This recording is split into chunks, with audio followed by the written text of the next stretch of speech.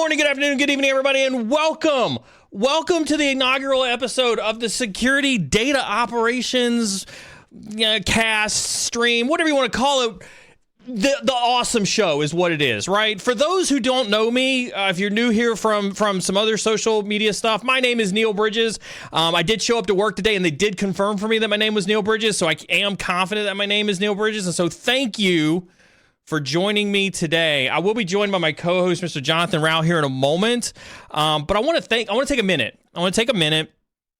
First episode, and so I got to do like a typical some of those first episode things, right? So before we get into the show today, I just personally want to thank all of you.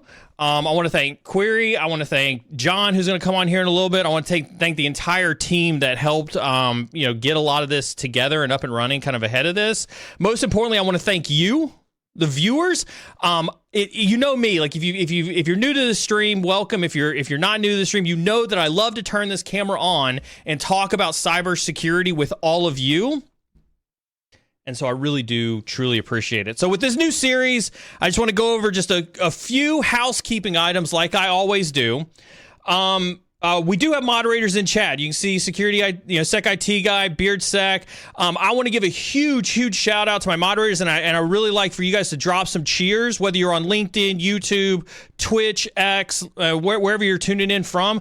Give a huge applause and a thank you to our moderators. They are taking time out of their day from their job to voluntarily support this stream, everything else. Mods are awesome. They are here to keep chat free of toxic behavior. If you are a frequent cyber and security visitor, you know that we like to make sure that everybody has a voice that's heard. We try to keep chat. We encourage your participation in chat. We do want you to participate with other cyber professionals that are in chat from across the globe. And again, whether you're on LinkedIn, whether you're on YouTube, whether you're on Twitch, we've got viewers across the globe tuned into various types of mediums. And so we do want you to encourage that participation in chat with other professionals from across the globe. But we do ask that you refrain from being toxic and having toxic behaviors in chat, right? That's no sexist, misogynistic, elitist, type of behavior inside of chat. We are here for, everybody to be heard and for everybody to have a voice. And so our moderators are here to keep everybody safe and to make sure that everybody's voice is heard. If you do have an issue with moderation, I do encourage you take it up with our moderators. They are the ones who do that. I actually don't pay attention to that at all across my platforms. While we're only going to be live for less than an hour today, you can continue the conversation in our Cyber and Security Discord by hitting that ! Discord button and getting access to our Discord. With that also being said, I also want to remind you, questions are encouraged, highly encouraged at any point in time in chat. Oftentimes when you get into shows, you oftentimes think that there'll be a Q&A at the end. We aggregate questions across the entirety of the stream, right? And so we do only have an hour, every few weeks for this topic. We may expand that depending on how the audience grows and how the topic kind of sticks. And so we may go super fast, but super deep as well as we start to cover a lot of these topics. And so please always drop those questions in the chat at any point in time as they come to mind. Our moderators will grab those questions, push them up on screen as they see fit, and that saves time instead of waiting for a dedicated Q&A section at the end. So with that being said, you guys have seen me, share the stage with a numerous amount of folks over the years. I am super excited to be joined by my co-host today. I heard you typing on that keyboard. I saw that. I'm super excited to be joined by my co-host today, Mr. Jonathan Rau. You can hit ! Guest in chat to get to Jonathan's LinkedIn page. Make sure you do send him all your shit posts, because apparently he loves to do that. Yes, shitpost aggregator. You said no toxicity, and I guess I got to go. No. We pre-briefed about this. You agreed to no toxicity on stream. That is true. I got it out yesterday. You did get it out. You guys, again, I do want to do a behind the scenes at some point in time, because John's right. We had a pre-run yesterday afternoon, and I gave him the rules for chat. If you're going to, John, I can't believe I got to share a stage with you, but if I got to share a stage with you, you can't do these things. And the bottom line was, John, what did I tell you we had to, above all else, not do? One of these. No. Oh, just kidding. Oh, I said we don't get canceled. I said that's the goal, is we're not getting canceled on the first episode. Well, no promises. No promises. I mean, you can't really get canceled because we're coworkers, so don't say that. Don't say that. Now, John, listen, I don't want to take too much away from your interview, and I'm sure our audience will get to know you over the weeks that we're going to spend together on stream. But you do have an impressive background, and I do want to make sure that I highlight, a couple of key factors for the folks who are watching us, especially the folks from my cyber and security community who are not familiar with you, who haven't been exposed to you. First, I'm super excited to always share stage with a fellow veteran. I won't, your U.S. Army, I won't hold that against you, go Air Force, but thank you as always for your service. No, you. You first. But you've been in cyber for a minute. You had a lot of great roles. You've worked for Nationwide Insurance, Blue Cross Blue Shield. You did a small stint working for AWS Security Hub, which we could talk about AWS Security Hub for those who haven't. You've worked with Cisco after the company that you were a CISO of got acquired by them, and now you're at Query as the bad idea factory. Oh, shit, that's our internal job description. I'm a distinguished engineer. Yes, I distinguish myself in bad ways. What is a distinguished engineer? For those who are listening, like how do you see that title? Kind of, what does that mean for you? Oof. Well, I got a caveat at that it's not a real distinguished engineer because my hair isn't gray enough. Typically that's. Is that a plug? Is that a plug at my? Is that a plug at my hair? You know that this is medication. I find that's a HIPAA violation. I find that offensive. Is it security rule, privacy rule, or breach notification rule? There you go. Yeah, don't make me relive those days having to be like, why are we signing a BAA? I'm not a covered entity. Anyway, raise his volume. Don't pay attention to chat. Oh God, if chat sees you paying attention to it, it's over now. Okay. No, I saw it not in this chat. I saw it in another chat, but whatever. Let me move my little window down. That's right. Don't pay attention to chat. Yeah, but anyway, a DE, a distinguished engineer, is technically below a fellow, and I don't know what fellows do, but there's a lot of them at Cisco. But a distinguished engineer is supposed to be, the senior, more strategic kind of individual contributor that owns a domain area.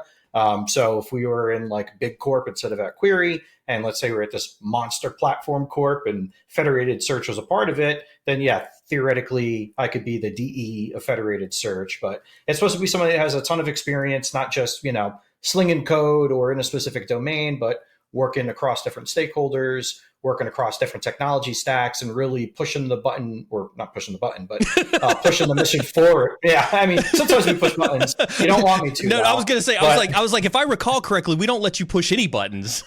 Oh no, I push buttons now, which is why dev breaks all the time.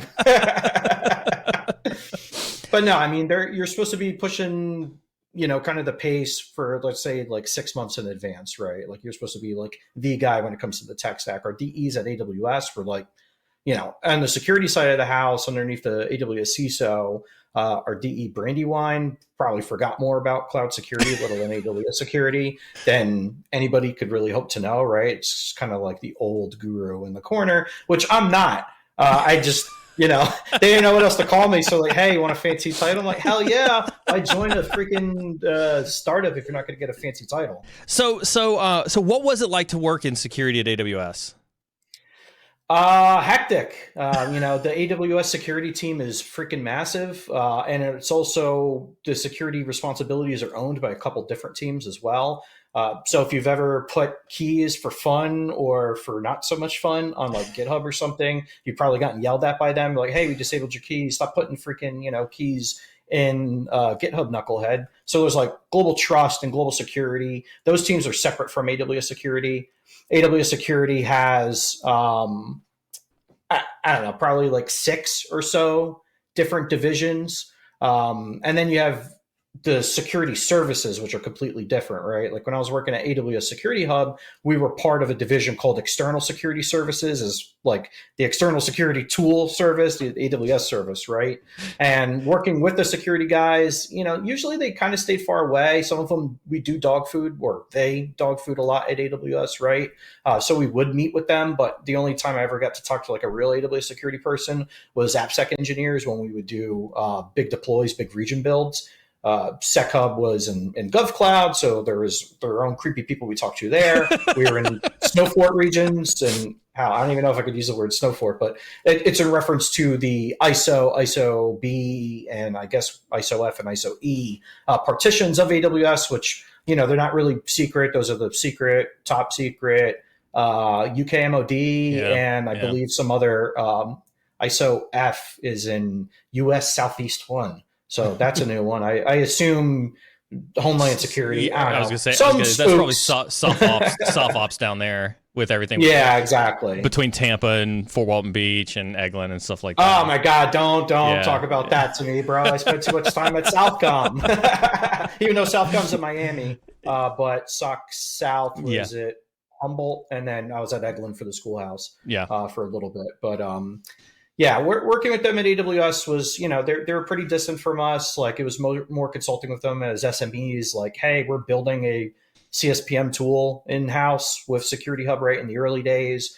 We were authoring some SOAR content when SOAR content was kind of popular, right? Like auto remediation, which sounds great on paper when you're sitting away from a real team doing real work. But then when you go to deploy that and it breaks everybody's shit, they get real mad. So you're not testing security, you're testing everybody's patience and your longevity at a company. So it was a long way to say it was fun. Yeah, I as chat can tell, I had one of the concessions that I had to make on cyber insecurity was that we let John be a little bit more freewheeling with his use of adult language on the stream than what my cyber insecurity folks are used to hearing. But I did write a whole script on the topic that we're going to cover today, John. I did as always, I don't tell anybody who's coming on the stream what it is that we're going to talk about, but some pretty interesting news happened in the last 24 hours. I don't know if I'm sure you've been paying attention. I'm not sure if anybody else on the stream has been paying attention, but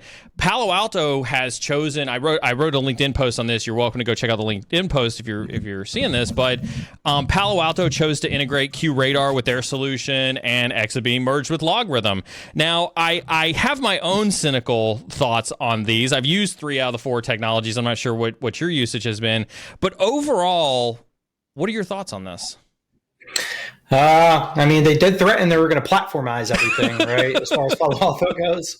I mean, I kind of see why they did that. I mean, they pretty much told IBM QRadar customers, like, hey, if you're not on-prem, like, congrats, you're freaking XDR and XIM users now. And the Logarithm Exabeam stuff, we could get into that. But as far as Palo, I mean, it makes sense. It's right. It's for customer capture. It's one less player on the field, just like we saw in the observability space. Remember when it was New Relic and App Dynamics and crap, I forget them because there's, who cares? Whatever, right? Damn it, there's another one that we use at NBC Universal. I can't remember the name of it. But there is a ton of people in the APM field, and then slowly but surely consolidated. Splunk bought a couple people in the observability space. I think a couple of the big PEs like Double Bravo, who had Logarithm, had bought some. Then there was Sumo Logic, who I guess is more of a STEM now. But either way, I assume that the people, the powers that be at Palo Alto probably sat down and were like, hey, we'll find this out through DD, but they're going to tell us what their rev numbers are, what their bookings are, what their NRR is. I think, you probably have 100% retained on QRadar if you're still using QRadar in like 2023, 2024. And the calculus probably was like, hey, even if we jettison half these customers, this, capture of rev that we have is fine. And XIM apparently does $9 million in bookings. I don't know how. It's the most low-key $90 million product out there. No offense to them, right? Like we looked at XDR, right, to build an integration with. And, it seemed pretty cool. The APIs were, nice, easy to parse from. And it has a decent amount of capabilities. But you know how I am, man. I mean, a tool's a tool, right? It could be XDR, SentinelOne, whatever. That's neither here nor there. But I guess overall, it's smart for Palo, and I wonder if we're seeing kind of this beast waking up again. It'll be interesting to hear how much the actual purchase was. But, I brought up NBC before. Palo, is enemy number one. We were Redlock users, and then frickin' Palo bought it, and we're like, oh, screw that. Then we switched over to Evident.io, Yeah. and then Evident.io got bought. Whatever the timing on that was. Literally in my 9-month stint there, freaking 4 of our tools that we use, that global platform and enterprise technology at NBC Universal, headquartered in Englewood Cliffs. Yeah. 4 of them got acquired by these big players, and it's just like, come on, man, stop it. Yeah, when the CRO from Carbon Black, right after VMware bought him, went over to Expanse, and I was chatting with Expanse, and I had them on the stream, and then I was like, yeah, this Expanse tool, this could be really, really awesome. And the Palo goes out and bought them. I'm like, well, there goes Expanse. Like, I'm not touching that with a 10-foot pole. Yeah, the only Expanse I see is the one that is when they hit our honeypot with it. I mean, there's a lot of. Here's the thing, you hit the nail on the head though, right? I think that there's a large platform play that's happening out there. I mean, listen, CrowdStrike is doubling down on, after their Humio acquisition, a year later they've done, amazing with LogScale. Palo's got to play catch up with that. You've got Cisco acquiring Splunk.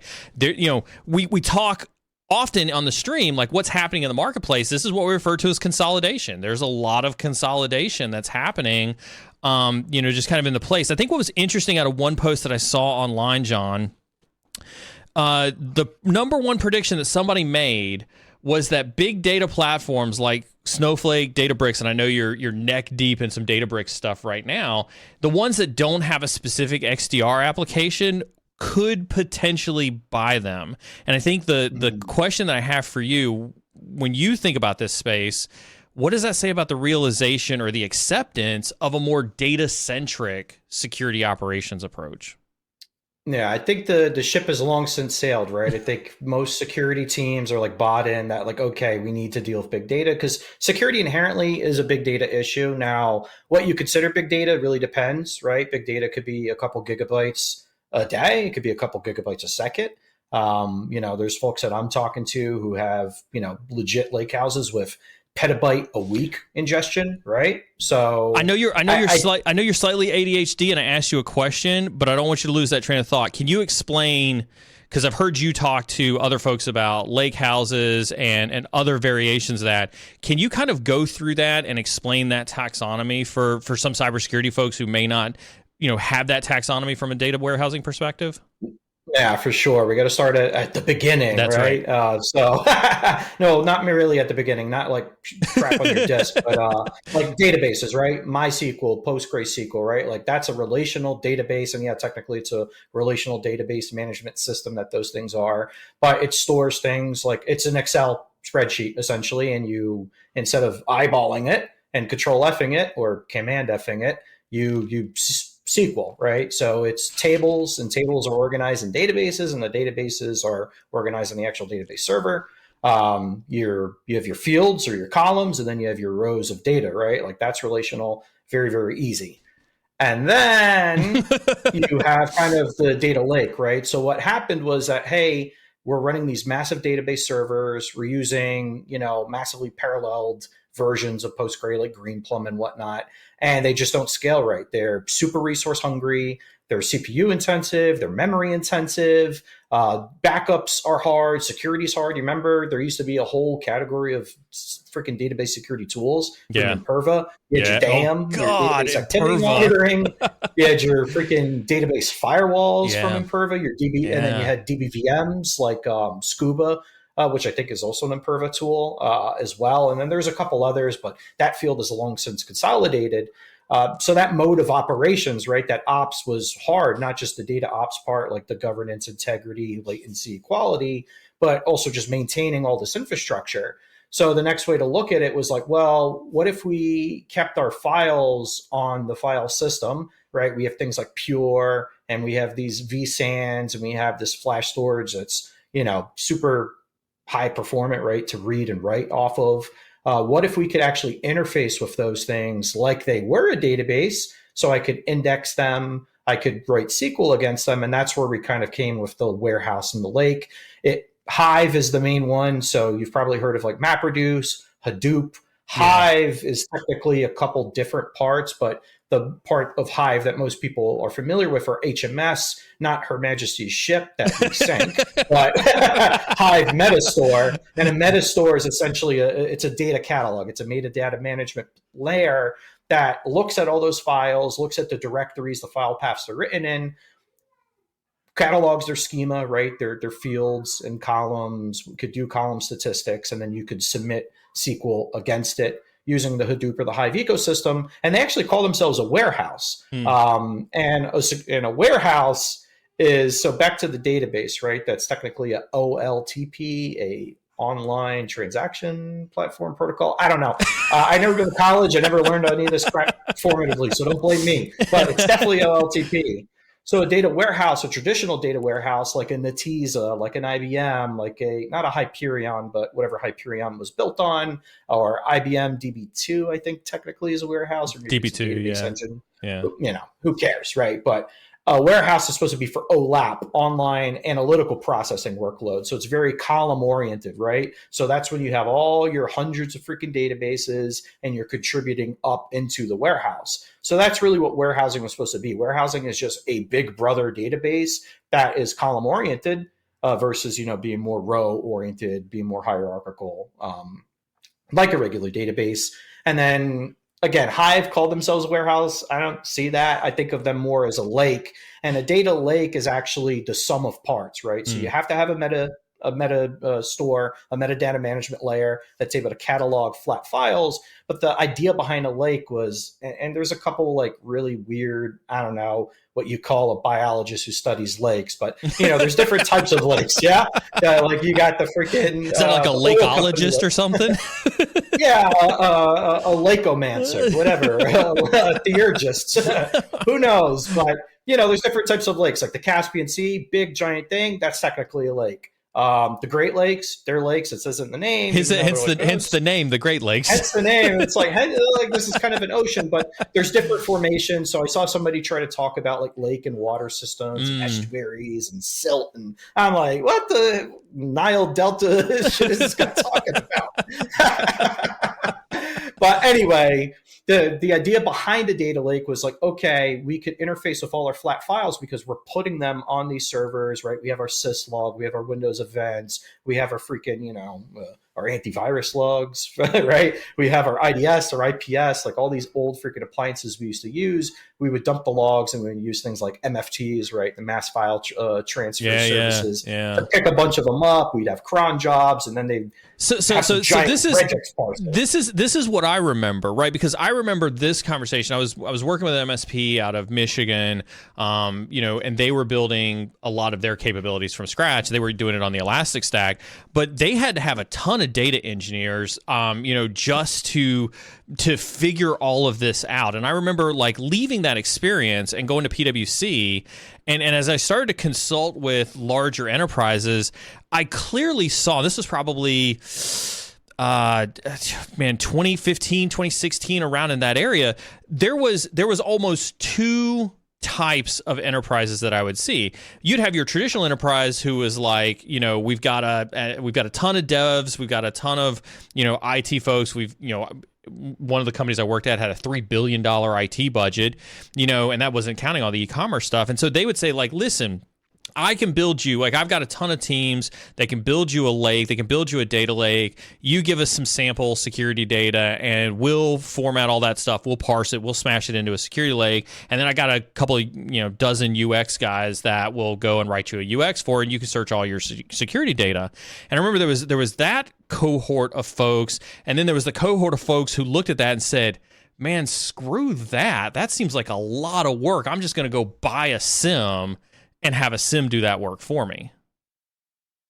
Yeah, I mean, and they still do, right? Which is why the SIMs keep getting bought. And I think a lot of it depends on, kind of your appetite, what you're trying to achieve, what outcomes you're trying to drive for. There's industry regulatory compliance stuff. There's internal corporate compliance stuff, GRC, little c compliance, whatever, that, will dictate how long we have to store things, so if we're paying for the storage, you might as well pay for good storage. Or if you're more kind of action oriented, like, right, you're an MDR, you're an MSSP, you got to get at a lot of data real quick. So you're probably going to use a traditional kind of Lucene or index-based SIM. But to go back to me yapping about lake houses and whatever, so, a database is just an Excel sheet hosted somewhere else with a lot of crap on it.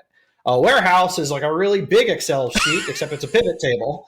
And a lake is if you had Excel and CSV and you wanted to access it for one freaking Excel sheet, then you have some metadata management store from there. So the lake house it's an amalgamation, lake and house. And really the term is supposed to mean, it's a warehouse that could handle kind of that unstructured, semi-structured raw data you would have in your lake, right? Like that sediment, all the freaking fish skeletons would be your raw data. Some people call it a medallion model, right? Like you have your tin and your bronze and your copper and your silver, and you're supposed to keep transforming and enriching and making the data better until it's in a gold layer, and you could run your ML and your AI and your analytics and your BI.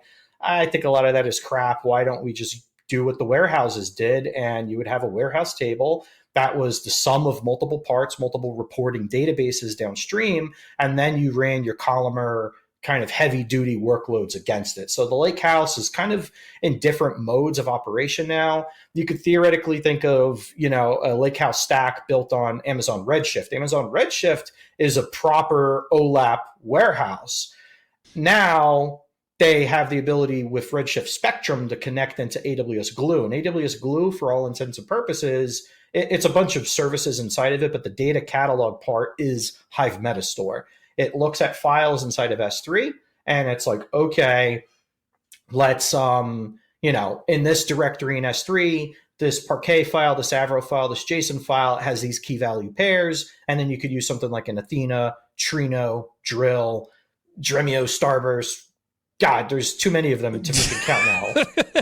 Analytics engines, right? So again, it's a sum of all parts. So that could be a form of a lake house, but then you have lake houses like Databricks. Databricks is a proper OLAP warehousing tool that does use S3 as its storage layer because it's cheaper, it's faster, especially with the directory buckets. But you could have federated services, so you could create a representation of another warehouse. And inside of our Databricks at Query, we federate into BigQuery, we federate in a PostgreSQL, and then we could also federate from those into S3. But then you could also have S3, Snowflake calls it a storage location. I forget what Databricks calls it, but essentially all that metastore inside of S3, Databricks Unity Catalog, which is their own data catalog, their own metastore, could reference and load those files in the table. So that's what their lakehouse is, and I think that's the superior thing. That was a long-winded explanation, and I appreciate that. Yapping. You are yapping, but I think like there's probably a subset of folks listening to this who are security practitioners who are like,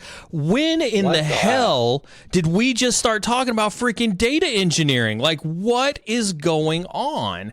And I tell you, I had that thought when you started talking 200 days ago when you first joined Query and we started chatting for the first time. It was 255. Is that what it was? Yeah. I think security has always known about a data problem, or at least like I would argue security has always known about a data problem. I mean, you can think back to, you ask any security analyst or threat hunter or, incident responder or pen tester, like what do they want? They want more data, right? I want access to more data. I want more information. That's the only way that I can stop the bad guys is with more information. But we've also been told we can't have access to all of the data. And I think I've also ascertained that in a post-COVID world, the data volume or the amount of data that could be available to most security people has probably tripled, if not quadrupled. I don't know what your thoughts are on that, but I think the point is that there's more data out there than I think that we've ever known what to do with from a security perspective. Yeah, no, I mean, it's going to get worse, right? I think in a way we've always had the problem. I think it's more noticeable now because we actually see the data. So, back in the day, right, like 7 years ago when everything was its own appliance, everything was its own category, you had your very specific, serverless security, very specific container vulnerability management, container dependency scanner. Then you had your regular agent-based host scanners, and then you had your like Detectifys and your external attack surface management tools, and you just had all this crap, right? And it was all pushing data, and then you had different parsers, different people picking it up, putting it in Sumo and Logarithm and QRadar and Splunk and observability tools, even like the APMs, because they're like, well, we're collecting the app data. Why don't we collect the security data here too? But yeah, now with the consolidation, right, you have your CNAPs and your XDIRs and all this stuff. And they're contributing a ton of a lot of telemetry, and the volume's just going to keep going up. And then naturally, it's a product of the size of your environment. But now that it's so easy to collect this stuff, right? I mean, think to, if you've ever had to manage like a big ESXi environment or a Hyper-V environment, like something virtualized either, the DoD side or otherwise, there were ways to like get at the telemetry there, except it was super hard, and like the IT ops or the NetOps team would keep it like, no, you go away. That's right. That's right. This is our data. We use it for observability and troubleshooting. Yeah, it's like we use it to make sure that our SNMP doesn't go into the QRFP with my BGP. It's like, okay, whatever, nerd. SNMP. I think that's the point, though, right? Is like it's going to get worse. Like it's going to get worse before it gets better, especially. And I think that like you see this acceptance. Like I go back to the Palo Alto, QRadar, Exabeam logarithm thing.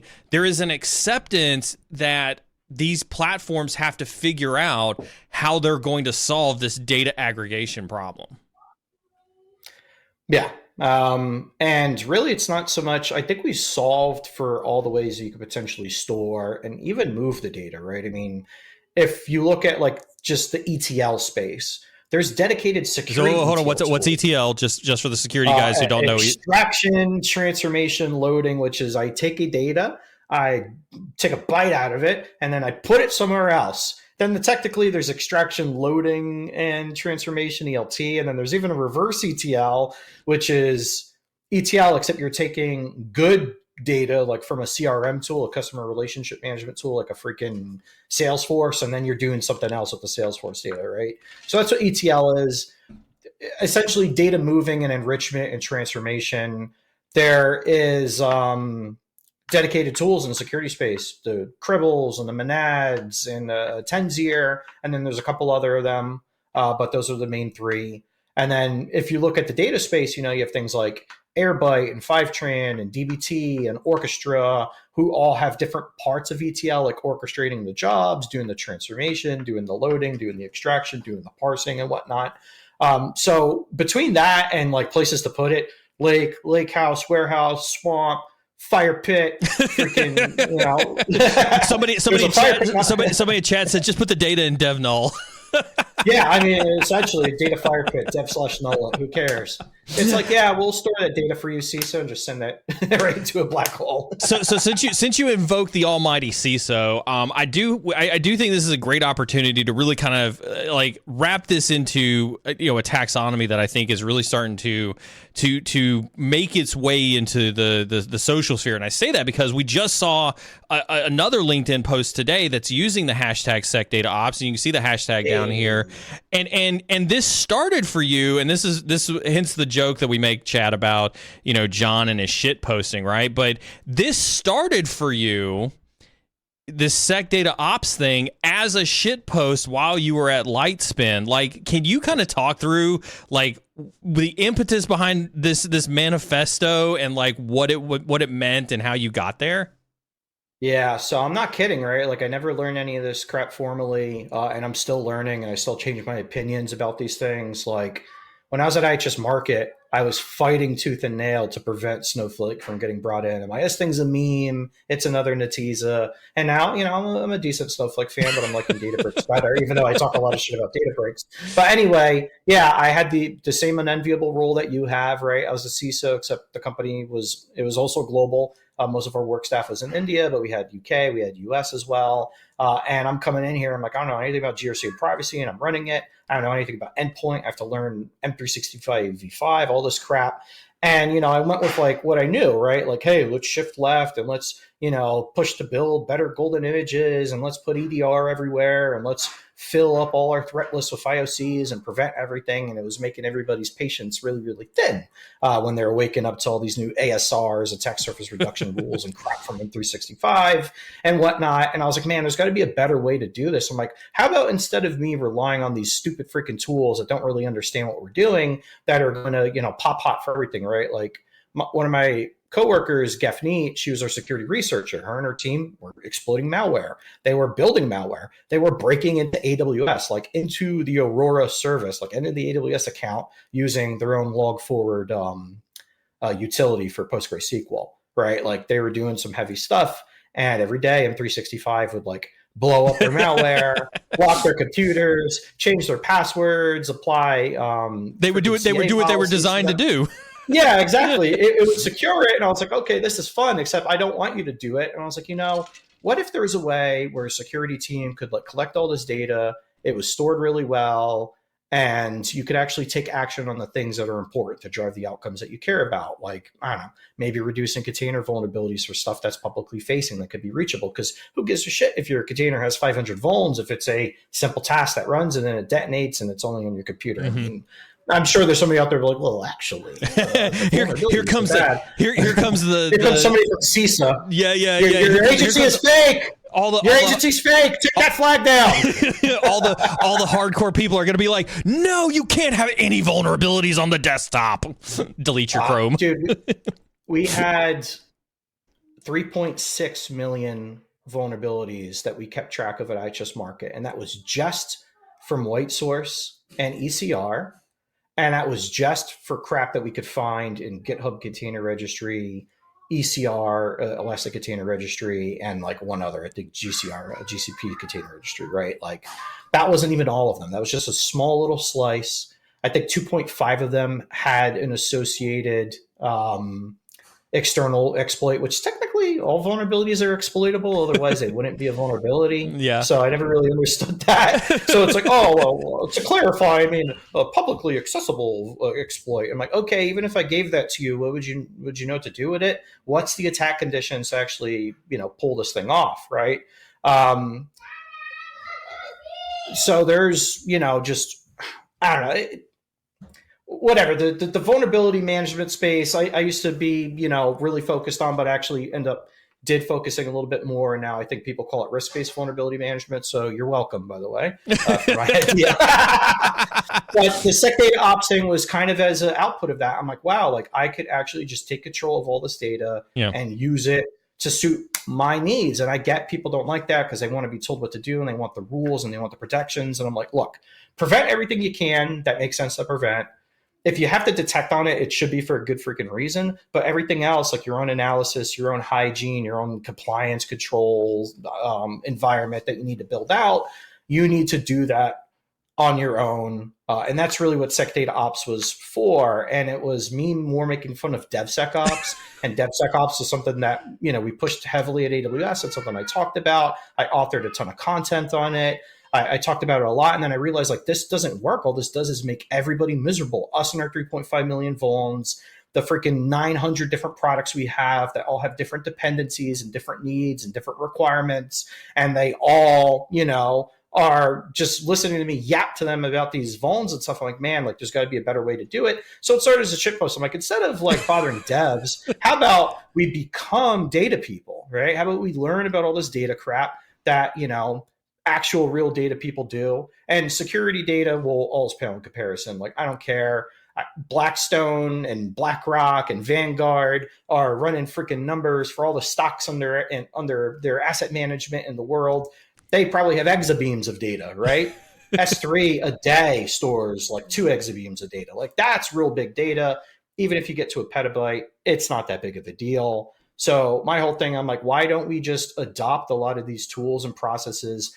Because data people, like when it comes to building, and well, actually not really, right? A lot of data engineers and BI analysts out there, get told like, oh, build me this freaking dashboard and get me this report, get me this table. We need it now. And they go and freaking build it, right? Like a SecOps person would be like, oh, we need to find out why all these freaking EDR sensors aren't working. You need to go freaking ask everybody for their kernel version. And then you got the poor SecOps tier 1 guy reaching out to you like, hello, sir, can you please run uname -a if you have a Linux? Like, it's like, holy crap, why are you doing this? Why are you being the janitor? I'm like, so why don't we take some of their, the need for governance, the need to be like, okay, like what's the outcome? What's the business case? I'm not saying business case like, oh, security needs to be on the board now. No, I'm saying like, what's the job to be done? Like, what does that heaven help the company that puts John in front of the board. Oh my goodness! Well, I do get put in front of the board here. They find it rather whimsical and amusing. But either way, I'm freaking yapping again. Really, SecDataOps is not a framework. It's not a 12-step process to get over your SIM addiction. It's more, I don't know. It's a mind virus. It is a shitpost. It's a meme in its purest sense. It's like, hey, stop what you're doing, security person. What is your security task? What do you have to do? Do you have everything you need to do that? And I'm not just talking about the tech, like you actually have access to the pertinent information, decisioning support, right? Like think of the intelligence lifecycle from the military. At the end of the day, there's some freaking analysts that are sourcing some data point. Maybe it's a mass center and they have some hyperspectral freaking butt probe that's collecting butt evidence. No, intergalactic. John, we talked about this. Whatever, man. I mean, it could be I'm pretty sure mass centers are into that. I know one of you are listening. You guys are weird. Or your SIG enters and they're listening to people's radio. They're like, oh, ones and the zeros. Oh, I think the terrorists are financing a radio storm. Oh, whatever SIG enters do, right? But anyway, you collect the data, you give it to an all source person, and they gather it into information, and then you go and you turn it into an intelligence product with all the other disciplines. But you never start that until there's a need to do it. It's like we're doing a reconnaissance in force, and I don't know, the Atropia or in the box at Fort Polk, and we need to find out something. We need to find out the temperament of the civilian population, or we need to figure out this specific financier, what Halala network is he using, and how does he move around the freaking country so fast, or drones can't find him even though we have all these thermals, whatever, right? But the thing is that there's always a job to be done that's tied to the need to get that data, to turn in information, to build intelligence, to help with decisioning support. It's never going to give you 100% of the answer. And that's the other thing, right? I think a lot of security folks are like, oh, but the detection didn't work. I don't know what I have to do. I'm like, yeah, it's just to help you support to make a decision. And it better be a decision worth making. I think too often SecOps teams end up becoming freaking janitor services. Engineers become these freaking, they get stuck in these cages, and it's like, we'll put you in front of a freaking dashboard and you're not going to know how to do anything. Architects just get told to learn 5 AWS services, right? I think there's a watering down with all this freaking data that's getting put out there. And that's what SecDataOps is. It's making good use of the data. Oh yeah, you hit on a couple of things. You hit on a couple of things that I definitely want to yank your chain on. But first off, Walter over on LinkedIn says Jonathan casually throwing in a CISO troll there. So somebody really appreciated your CISO troll on that one. Fake agency. I've seen you rail on security practitioners before for not being more data centric, and you've even gone so far. I think you and I are at odds on this. Like, you've even gone so far as to say like blasphemy security analyst that doesn't know how to write SQL, and I just got to say, like, how woefully ill-informed you are if you think that you're ever going to get a level 1 analyst to like become the level of SQL master that you are. And I'm hardly, SQL's not that hard. There's like 18 words you need to memorize. Select, distinct, from, limit, and send it. Don't do that. I'm sure there's somebody out there like, oh, you better not run that on my prod table, boy. You try to run them SQL queries on my prod table, boy, and we're going to have problems. But no, I'm realizing that this is a losing fight. And damn right it is. And that you're right. But we have to figure out a way to get people at the data, right? So let's say that these giant XDRs and these giant EDRs who think that they're data companies and these data platform-based tools, and there's nothing wrong with them, right? I like me some detection as code. I like some Panther. I got some Panther shirts, Panther would be cool and whatnot. But all right, fine. You don't learn SQL. How are you going to get them at the data when you force everybody on a Snowflake, right? Or the business is like, hey, we pay $10 million for Snowflake. You pay $2 million for Splunk.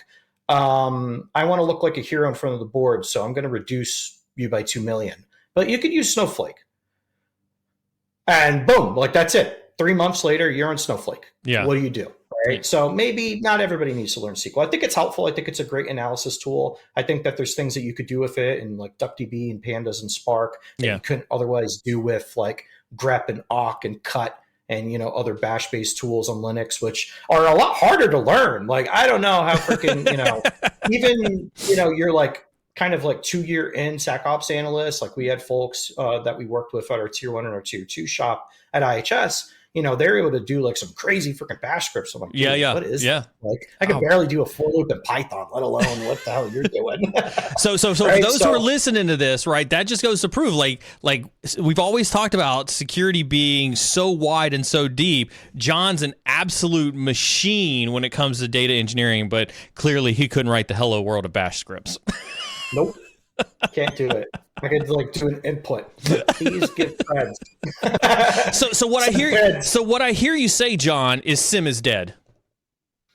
SIM is dead. Long live the SIM. I think it's kind of if you're familiar with like the plot of Dragon's Dogma. I know Dragon's Dogma 2's come out, but people who like Dragon's Dogma 2, they don't know the OG. But the whole premise of it is it's a commentary on like just the cyclicness of humanity, right? Where in bad times, a great hero will emerge to save you. But then if you, this heroic person, if you give them enough money or give them their wish, maybe they'll go away. Or if they vanquish the beast, then they become the beast, right? Like I don't want to spoil too much of the game, but I think this SIM cycle, this security data ops cycle, this security teams needing to make decision, whatever the hell you want to call it, or whatever shape it comes in, we're just creating another SIM, right? Like, okay, I get it. Leucine versus some RDBMS, SQL versus somebody's freaking, cracked out KQL, CQL, SPL, whatever, PL, domain specific language that you like. Are they really any different? Yeah, there's technological difference, there's speed differences, latency, IO and stuff, but really, it's just the same thing in different clothes, except the problem is where we were able to take the analyst in the early aughts or even in the 90s from grepping and awking around the world on freaking Fedora to, hey, here's a QRadar. Can you spell QRadar, security person? Ooh. Even though a lot of the security folks back in the day were, system admins and IT folks who just got, hey, they're like, hey, pal, I heard about this cyber thing. And we need you to do it. Yeah, tap on the shoulder. You want to serve your corporation, blah? So now we're doing the same thing, right? It's brave new world, and you have to, use these big warehouses and these big data tables, and you're learning what a petabyte and a millibyte is. But the difference is, how are we going to let people learn them? And shift supervisors here. Give me that. This is a donkey. Where does that one fit in the data model? Maybe that's, donkeys are stubborn. I think that's the official freaking mascot for SecDataOps. Like, you got to be a stubborn MFer to be doing any of this stuff at scale, right? And we're kind of doing it. But no, I think long live the SIM, man. Like the XDR, the EPP, whatever. The next gen SIM. I hate all those terms too, but we got to play the game, whether or not or CSMA, cybersecurity mesh architecture. I'm like, what's the architecture? Whatever form it comes in, I think we're doing the industry a disservice. Now we have to have AI explain things that the tools are doing. You remember like 2019 and 2020, like during like COVID RSA, it was like, next gen ML, NLP, and heuristics. Before there was really like, an AI and ML, before there was like AI, there was ML, and when there was ML, there was still a lot of noise being made about it. And then now it's like, I guess that next gen super freaking secret scroll smart ML stuff isn't so good, where I have to slap a GPT 3.5 turbo interface into my freaking tool. to tell your poor analysts who are just drowning in all that bullshit that you create. Like, oh, please explain to me why this thing is bad. It's like, I shouldn't have to explain it. I thought it was next-gen ML. What happened? That's right. That's but right. The sim's not going anywhere. It'll be a different interface. And look, they're already doing it, right? There's projects out there. Hugging Face has one. I think there's one on Bedrock using Amazon Titan. Bedrock is the Gen AI orchestration, authoring super platform that AWS has, an answer to Claude Opus and all those other guys, right? They have NLP, or natural language processing. So, I mean, large language models are inherently good at that, right? Like, they know all the SQL, and theoretically you could ask it like, hey, I want to find this field in this table. And it might be good at it as long as you remember to add comments to your fields inside of your warehouses and your databases. And it's pretty good at writing good SQL and using partitions and whatnot. So maybe that's the play, but I don't know. I feel like there's more. I don't know enough. I think we're still too early in a lot of this, right? I think if I were to kind of come back to, and so, folks who are listening to this, like I hopefully you guys have got a lot out of it. Don't forget to drop any questions in chat if there's anything that you want to talk about. We are coming up to the top of the hour here.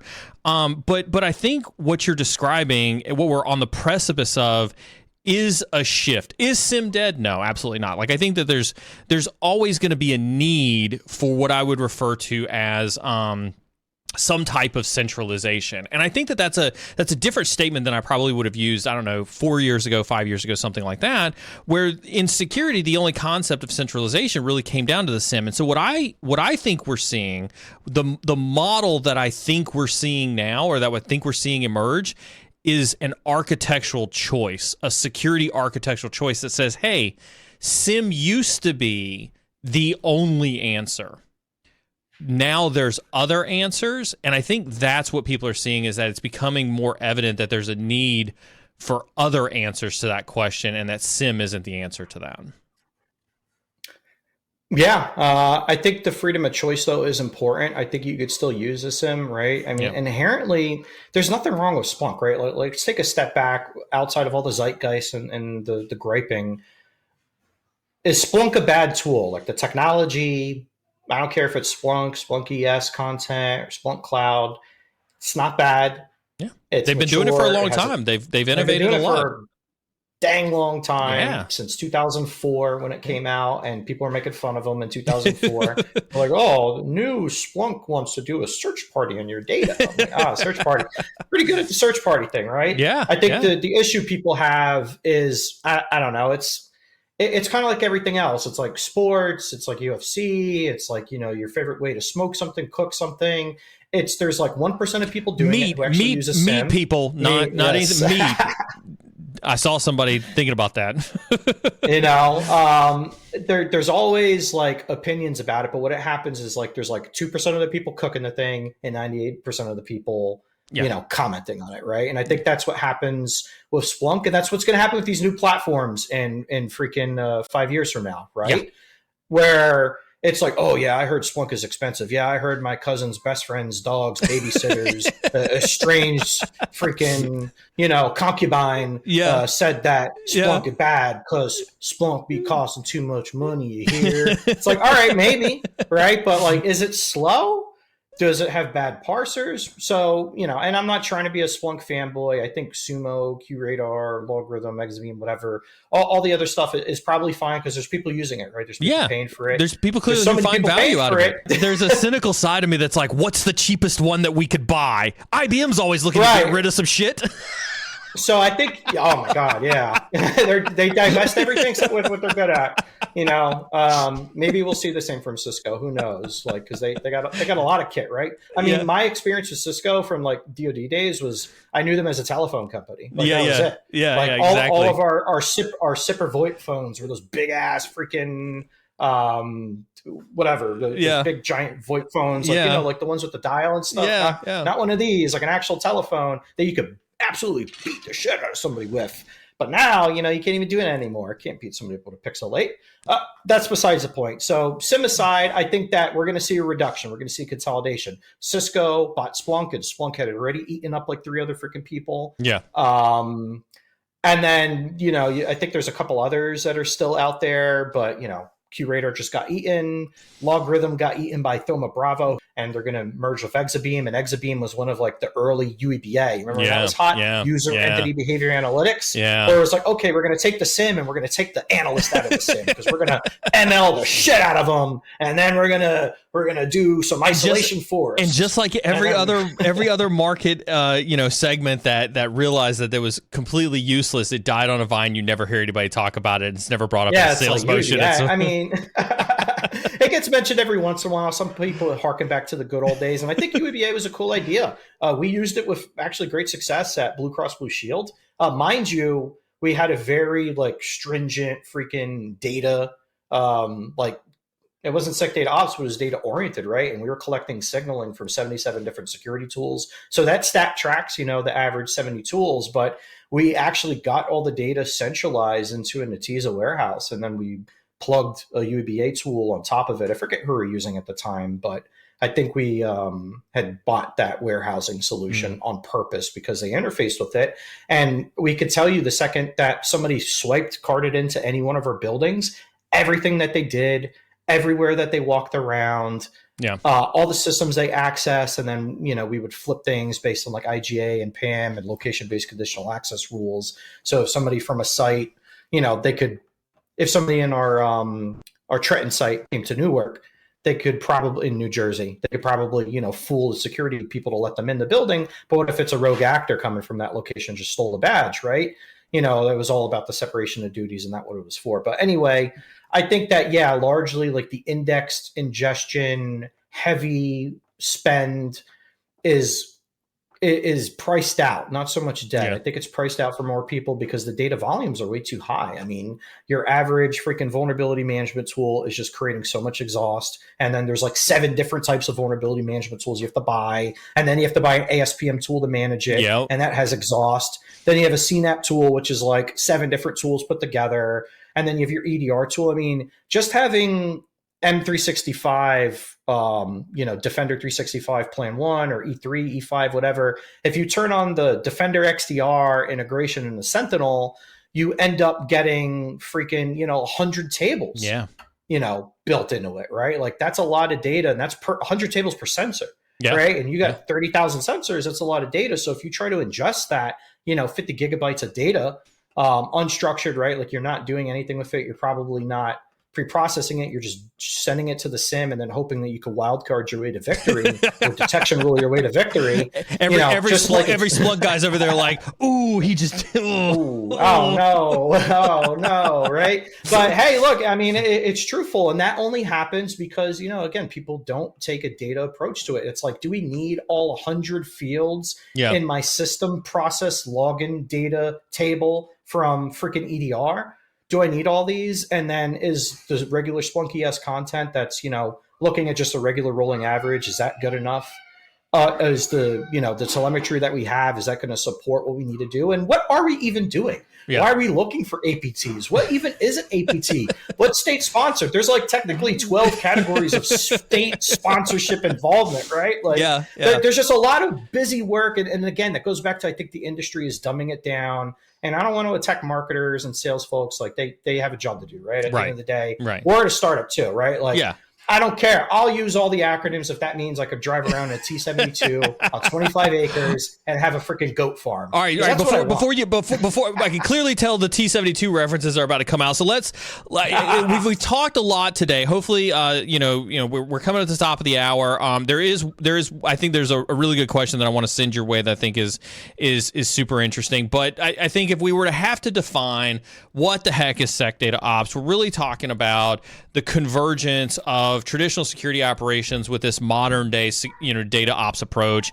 There's clearly a need. There's a lot more data than I think people have realized, and just keeps expanding when it comes to security.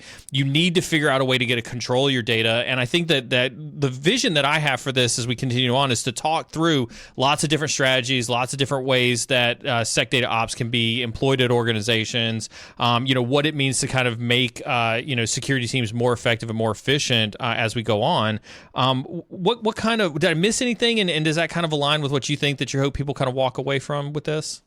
Yeah, I mean, what I always tell people is like the typical cliche: just start with one. Like, go to if you're a SecOps analyst or you're an architect or an engineer, or if you know one, ask yourself or ask them like, hey, what is something that you do a lot of that just freaking sucks? That's a lot of toil. And why does it cause toil? Why does it cause so much pain?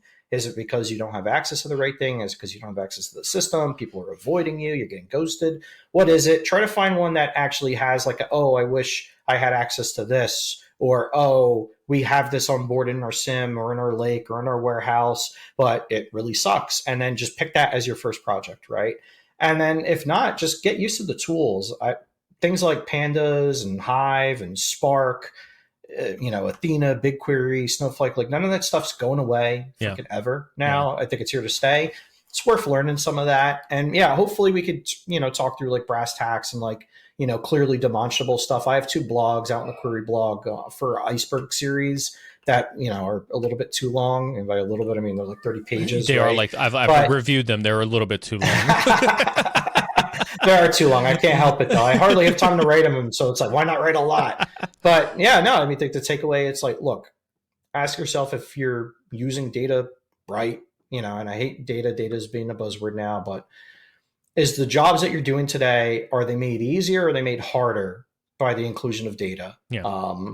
And if it's easier, do more of it, find out the next job to make it easier. And if it's harder, that means you're doing it wrong and you need to figure out something in your governance process, something maybe you yourself need some extra training, new people, or maybe the tech is bad, right? Yeah. But it's a continuous improvement workflow or mindset more than anything else. Awesome. And I think it's worth it because we're stuck with it. We are stuck with it. Awesome. I do want to be respectful of everybody's time. We are in the middle of the day, and I do truly appreciate everybody. I know we ran a little long in the intro. I promise we'll skip through a lot of that stuff as we get into the groove of doing this. We will be doing the next one, John, I think 2 weeks from now. 2 weeks. Every 2 weeks. Yeah, every 2 weeks about this same time slot. Make sure you got those notifications on. If you want to continue this conversation, hit that / Discord. Get access to the Discord channel. Follow John. Hit ! Guest in chat so that you can follow John on LinkedIn. Go send him all your shit posts. Send John all your shit posts. And John, thank you so much for joining in with me today. I can't wait to talk about this with you again in another 2 weeks. And for everybody else out there, we'll see you next time. Hoo-yah.